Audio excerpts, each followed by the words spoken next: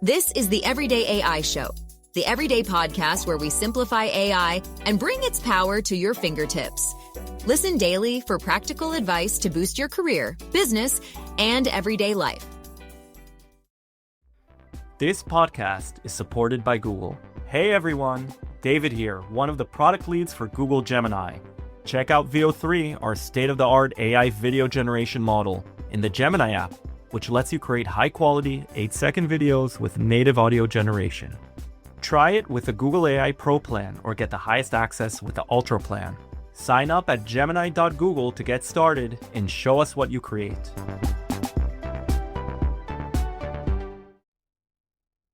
It seems like the entire business world is sprinting to implement agentic AI.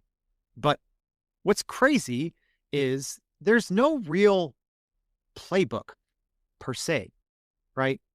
Because not only is the concept and even kind of the definition of agents changing, but so too are the models that generally power them. So I think it's an important conversation for us to have today to talk about, well, how do you just build more reliable AI agents for mission critical tasks? And luckily, I said, even though there's not an official playbook, because this technology and the developments in AI and large language models are so fast moving, we at least have today a great guest, the co-founder of Galileo, who they're kind of writing the unofficial playbook, at least for how so many enterprises are using agents in agentic AI. All right, I'm excited for today's conversation. I hope you are too. What's going on, y'all? If you're new here, my name is Jordan Wilson. Welcome to Everyday AI. This is your daily live stream podcast and free daily newsletter, helping us all not just learn AI, but how we can leverage it to grow our companies and our careers. It starts here with this unedited, unscripted live stream and podcast. But if you really want to leverage what we're going to be going over today in this conversation, make sure, if you haven't already, to go to youreverydayai.com, sign up for the free daily newsletter. In that newsletter, we're going to be recapping the best insights from today's conversation, as well as keeping you up to date with everything else that's happening in the world of AI, because it doesn't sleep, kind of like me. All right. So if you haven't done that, make sure you do that. And if you're looking for the AI news, sometimes we start the show with that. Today, not so much. Technically pre-recorded. We're debuting it live. So make sure, if you want the AI news, just go check the newsletter. All right. Enough from me. This is a conversation I think you need to hear.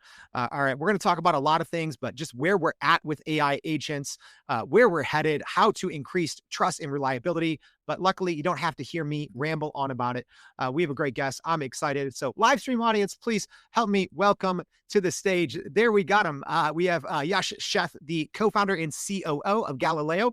Yash, thank you so much for joining the Everyday AI Show. Thanks, Jordan. Thanks for having me here. All right.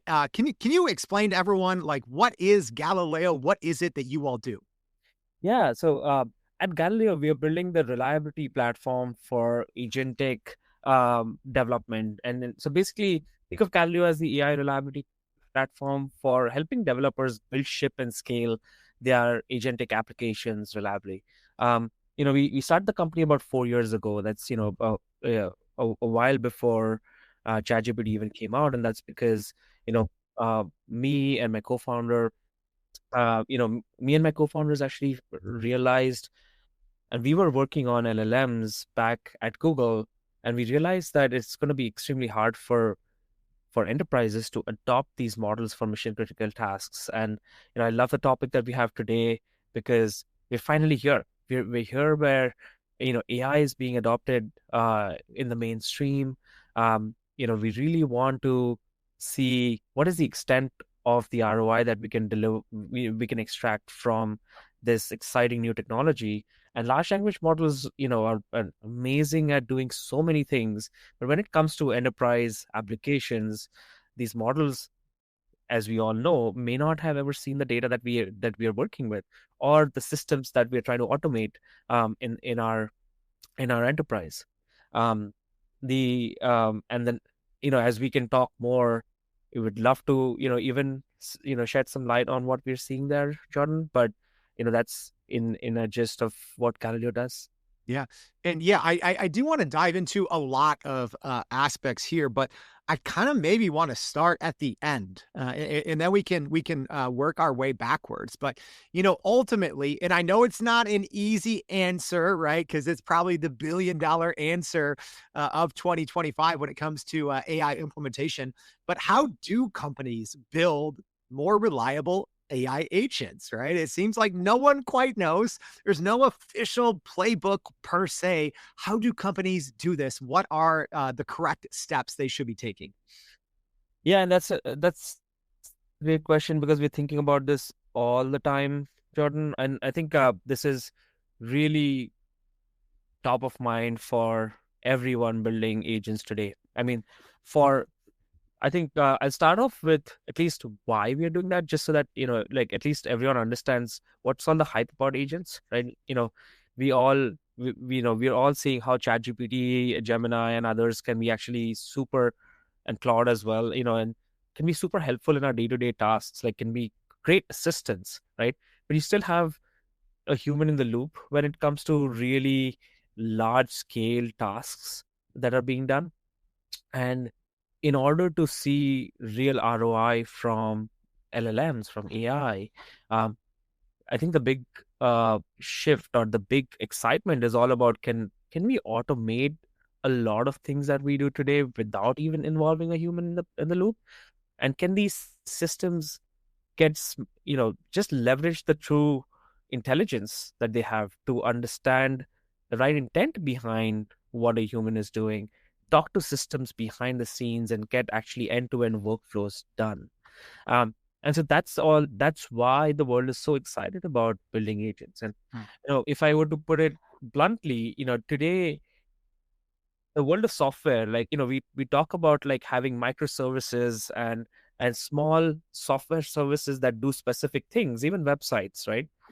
So we're moving from a world of microservice based architectures and software to micro agents and micro agentic software, where you'll have each part of the each component of the software we build today just will become more intelligent and smarter and more independent at doing tasks than us having to hard code as developers, having to hard code heuristics within it. So that's why I wanted to start with, like, why is why is all the hype of being agents actually uh is there, and why is it so important for us to work on it? Yeah, and I think even that, like zooming out even more is maybe even helpful, right? Because I think as the actual large language models themselves, especially via like an AI chatbot interface, as they change, right? So as an example, you mentioned Claude, with ChatGPT, Google Gemini, obviously. Now the base models have, agentic capabilities, right? These reasoning models, they'll start to plan, they'll say, oh, wait, I need to go look at more documents. Oh, I can tap into all of your company's dynamic data. So it's almost like the lines are blurring between traditional AI chatbots and more quote unquote traditional agents. So like, where do you even draw the line, right? Like, what is technically like, oh, I'm just chatting with an AI chatbot that has agentic capabilities connected to my data versus like, oh, I'm working with a full-blown agent. Yeah, I think just going to some of the more academic definitions of agents, like typically um a chatbot ends with an answer as the final action. Um, an agent typically has three stages, and I would think at least the first two is like, firstly, there's a planning phase where the agent is trying to be more is trying to be curious about what you want, and like getting you as a user to the right spot before it actually takes the action for you itself. And then even after taking the action, it kind of there's a reflection step, uh, typically, on like, did I do it well, or is there anything missing? For example, like if as a human, if I am ordering something for you, maybe if I'm like, let's say, if I'm like, we have a waiter in the restaurant, someone is actually ordering food for you, even after they complete the task, they do ask like, is that all? Would you want anything else? Like, there's actually, a feedback loop happening all the time. And that's the big difference between a chatbot that is like, that, and you can easily relate to that as a, as me as a consumer. I can relate to that very easily when I'm, you know, when I'm talking to ChatGPT these days as a user. And then now it's starting to do some actions, like it can take over, my screen, it can do stuff for me. So that's the agentic in nature. But when you build these capabilities into your apps, that becomes an agentic experience. So where would you say, where are we at today, right? Because obviously as someone that talks about AI every day, and I'm lucky enough to get to talk to, smart people like you, sometimes I feel like I'm in a little agentic bubble, right? Like, are enterprises at scale actually using agents today? If so, how? If not, why? Yeah, that's a great question. So I think Galileo works with hundreds of enterprise teams and organizations to be able to see agentic development across the board, whether it's financial services, healthcare, retail, telco, and even cutting edge startups, right? Um, if and it There's a whole spectrum of adoption. Um, you know, there are so many teams, and I mean, obviously startups are all going to be like all about agentic workflows, but even we're seeing a lot of investments from enterprises as well. Now, um, we already have several customers who have agents that are live in production, um, and we have customers who are even thinking of like, this year is just going to be about us productionizing RAG applications and chatbots, and agents are going to be next year, because these are heavily regulated industries. And the like basically chatbots and RAG applications are basically a stepping stone.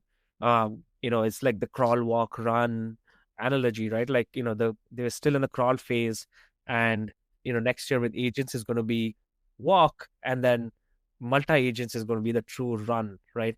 But it's so exciting to see the adoption curve is extremely fast. It's something that we've never seen before, honestly. We've Even with the regulated industries and organizations, a lot of teams are already building agentic applications, and they will be productionized this year. So it's incredible to see the arc of innovation that even regulated organizations, large organizations, are able to do with this technology now. So that's where we see where we've seen agents that can actually preempt internet outages in production. We've seen agents that can really manage the data platform for an organization. We've seen supply chain agents that can look at multiple warehouses and automatically place orders. And so like, these three are just like the starting point, right? Like, and all three use cases, as I mentioned, they're far away from being a chatbot style use case. And one thing that I wanted to dive into a little bit deeper there that you said is, talking about, some of your, companies you work with that are in highly regulated industries, right? So whether that's, finance, healthcare, et cetera. But when it comes to agents working on mission critical tasks, right? Aside from, certain regulation that, you might not be able to over engineer, around regulation, right? But aside from that, what are those most important steps for enterprises that do have that in their control to be able to start unleashing agents on those actually mission critical tasks versus just the low hanging fruit, content creation, research, right? Areas where I think agentic AI has already done very well in 2025. So what are those most crucial next steps to actually get to those mission critical tasks for enterprise? Yeah, and like the last three examples I gave you were actually mission critical. They're actually mission critical tasks that run businesses, right? And if anything were to like go wrong there, like you have real world systems that are going to fail, and we've seen enterprises actually be successful in deploying these mission critical agents. And this brings us back to your very first question, Jordan, on again, how do we make agentic AI reliable, right? And that's because that's the number one thing. And I'll talk about like there are other things as well, and we can go to which will truly make multi-agentic systems successful. But the number one thing for agents right now is trust and reliability. How can we make sure when these agents and mission critical tasks means that these agents have access and control over real world systems? They can make API calls to tools, backend databases, ticketing systems, to update them, to change them. And if these agents were to behave incorrectly, to preface this as well, the reason why we keep talking about if these agents were to, go wrong is because we are entering a world of non-deterministic software. And enterprises as a whole need to adapt to a world of non-deterministic software. It's a new world. None of us have like built these agents at scale before. And so reliability, setting up a reliable pipeline for building, shipping, and scaling these agents is absolutely critical. And happy to share more there. Yeah, and I think it would be a good time to talk about the agent leaderboard. But real quick before we do, first a quick word from our sponsors at Google. This podcast is supported by Google. Hey everyone, David here, one of the product leads for Google Gemini. Check out VO3, our state-of-the-art AI video generation model, in the Gemini app, which lets you create high-quality, 8-second videos with native audio generation. Try it with the Google AI Pro plan or get the highest access with the Ultra plan. Sign up at gemini.google to get started and show us what you create.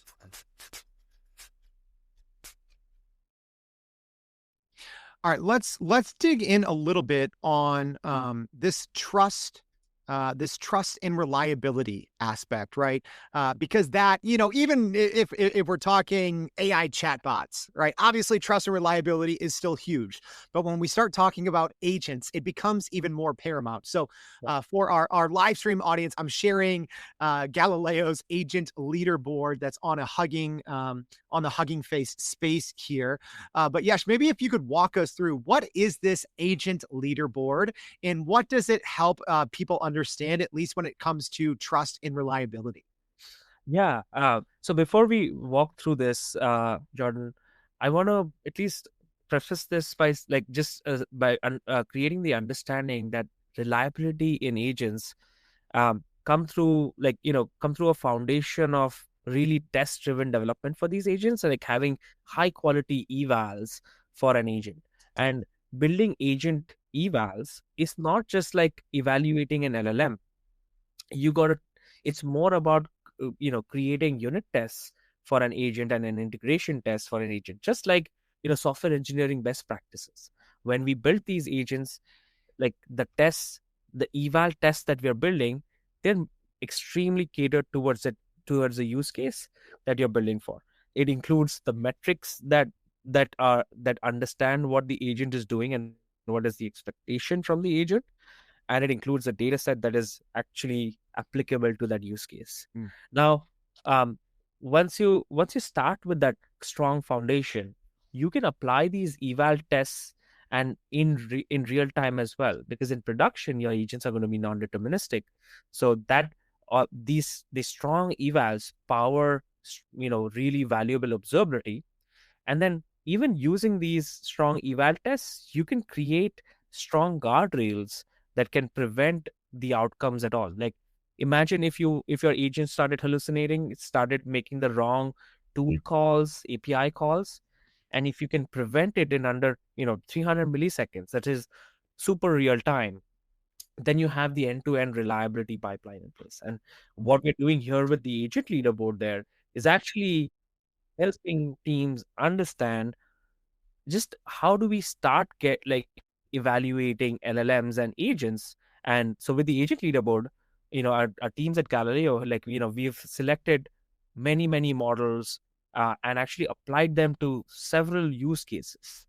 There are data sets, there are agent prototypes, and we run them across different LLMs. And then we evaluate them for the task that they're doing. So we have the entire GitHub like repo link there. Anyone can go in and start seeing that, and actually start doing their own evals with the GitHub repo, and coming up with their own sort of ranking of like how can I architect the best, most accurate agent for my use case. Um, this leaderboard is extremely popular. We've received millions of hits on this, and this just shows that developers and teams, they really want to go in and see how these LLMs apply to real world agents, and not have some academic benchmark rank these models for them that don't represent real world use cases. So, as an example, maybe help us simplify this for our non-technical audience. But there's a data set here, right, that kind of tells users a little bit more about what's actually going on under the hood. Let me see if I can get it in the correct window. There we go for our live stream audience. But as an example, if I scroll down here in the data set, one of these conversation pieces is, who won the last World Cup in football, right? And then there's a way to test if these different models in an agentic framework are able to retrieve the information correctly. So number one, is that how it works? But number two, maybe can you just tell us how it works with this data set, and then how you're able to tell, hey, which models are maybe most reliable or trustworthy in these agentic settings? Yeah, and I mean, I'll answer your last question first, because this is an ever like moving target, right? Like new models, new capabilities are coming out so fast, and our teams are even having a hard time to keeping up at that, honestly. But which model is the best? That answer can only be like gotten by going to the leaderboard and seeing what is the live comparison. And we keep updating these fairly regularly. In terms of the data set, right, you'll see how agents, the most common pattern for an agent is to make a tool call, right? And that's where even we've seen how popular MCP has become, like the expert protocol from Anthropic, because it really reduces the overhead of an LLM calling a tool. It just simplifies that at the most basic level, right? And that makes agent building a lot more exciting and easy. So in this data set, we're seeing agents make a bunch of tool calls, and the most basic requirement we want is from an LLM to not make the wrong tool call, to understand the action of tool calling really well. So that's what we're seeing in this data set. And then even the evaluation metrics are based on tool selection quality for this particular data set. And then, what, as we talk about, right, you kind of went through this crawl, walk, run. You kind of mentioned there, multi-agent setups or scenarios. What should business leaders, even though, yeah, for some industries, it might be a while until we get there, but what should companies be keeping in mind when it comes to multi-agentic AI and making sure that they have reliable agents? Very soon, we're going to get to a world of having small agents talking to each other. So, the kind of micro agentic architecture that I talk about, which is truly multi-agentic systems. For example, if I wanted, and this is a very simple example that a lot of people would have heard about, but for those who haven't, is, let's say there's a travel agent application, it's helping me book, create my itinerary plan for my vacation, and then I also help me book things end to end, and then coordinate any logistics for me if I had to ship things when I'm traveling, etc. Right? So it can be an end to end thing. Even a supply chain agent that I talked about, which one of our customers have implemented, is literally looking at the inventory in their warehouses and automatically placing orders, and so there are multiple tasks that this entire workflow is doing, right from planning to making reservations or making orders, and then execution of those orders, right? So that's our tracking of those orders. These can be implemented as individual agents that talk to each other, and yes, and over time, the planning agent's capabilities can grow. It can not only help me book hotels and flights, but also restaurants and excursions. And for that, it has to talk to other agents that specialize in booking, making reservations for those things. So now, in that world of multi-agentic system, there are three things that need to be really solved for. First is, again, trust. When an agent is talking to another agent, how can it trust that other agent? What kind of observability can we get from the other agent to say, like, look, Jordan, right now I can see you, so I know it's you. But if it was some bot that I was talking to, that I wouldn't trust it as much as I can trust you, because I can see you. I'm getting that observability feedback that it's you. Similarly, and there's also other challenges beyond trust is authentication. Like, how do I know that it's an agent handing off the task to another agent can authenticate me as an end user? And the third thing is in communication. And like, these three are kind of the top priorities for most of us in the agentic space. And communication is solved by a bunch of things. You'll see, and there are MCP based patterns that are emerging. Google's announced the A2A protocol. Galileo has been part of, like, even founding this agency organization, which is a truly open organization that is making multi-agentic systems easier to solve for. And you'll see that in overall, the world will kind of converge on one protocol, where any non heterogeneous agent built in any system, built using any LLM, is able to talk to each other. So, Yesh, we've covered a lot in today's episode, but as we wrap up, what is the one most important takeaway that our audience needs to know when it comes to building reliable agents, but for specifically mission-critical tasks?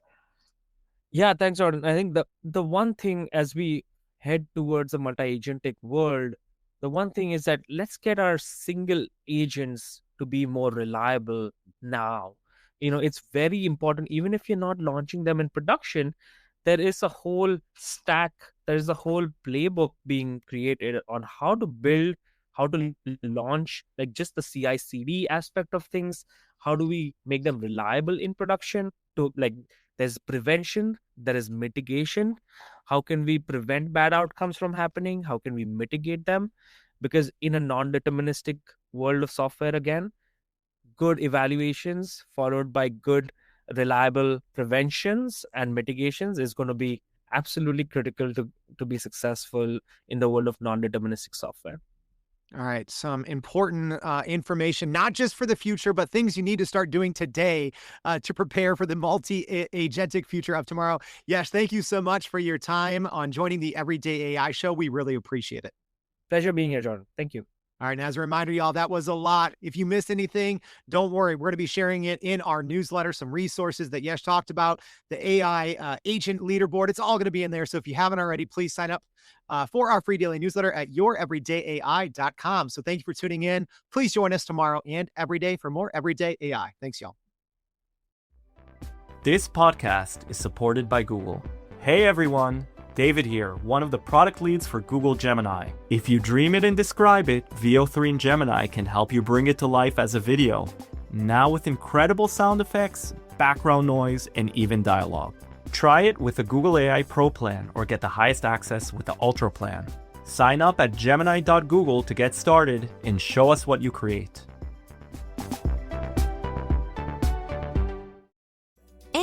That's a wrap for today's edition of Everyday AI. Thanks for joining us. If you enjoyed this episode, please subscribe and leave us a rating. It helps keep us going. For a little more AI magic, visit youreverydayai.com and sign up to our daily newsletter so you don't get left behind. Go break some barriers, and we'll see you next time.